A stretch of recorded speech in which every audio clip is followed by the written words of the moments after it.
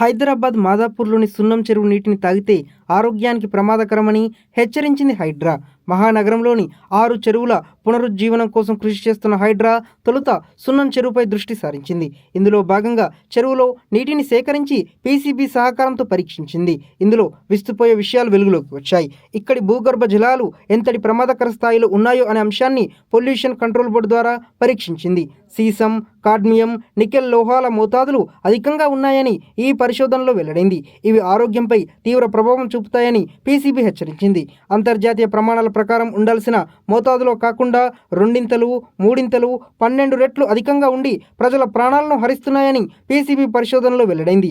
అంతర్జాతీయ ప్రమాణాల ప్రకారం 1 లీటర్ నీటిలో 0.01 మిల్లీగ్రాముల సీసం వరకు ఉంటే ఎలాంటి ఇబ్బంది ఉండదు. కానీ సున్నం చెరువు చుట్టూ ఉన్న బోరు నీటిలో 0.073 నుండి 0.122 ఉన్నట్టు పీసీబీ గుర్తించింది. అంటే అంతర్జాతీయ ప్రమాణాల ప్రకారం పర్వాలేదు అనుకునే స్థాయిలో 7 నుంచి 12 రెట్లు అధికంగా ఉన్నట్లు వెల్లడైంది. సున్నం చెరువు చెంతకు వెళ్తేనే దుర్వాసన భరించలేమని, ఇలాంటి చోట బోర్లు వేసి ఆ నీటిని తాగునీటిగా మాదాపూర్ పరిసరాల్లో విద్యా సంస్థలు, వసతి గృహాలు, హోటళ్లకు సరఫరా చేసి ప్రాణాల మీదకు తెస్తున్నారని వ్యాపారులపై హైడ్రా ఆగ్రహం వ్యక్తం చేసింది.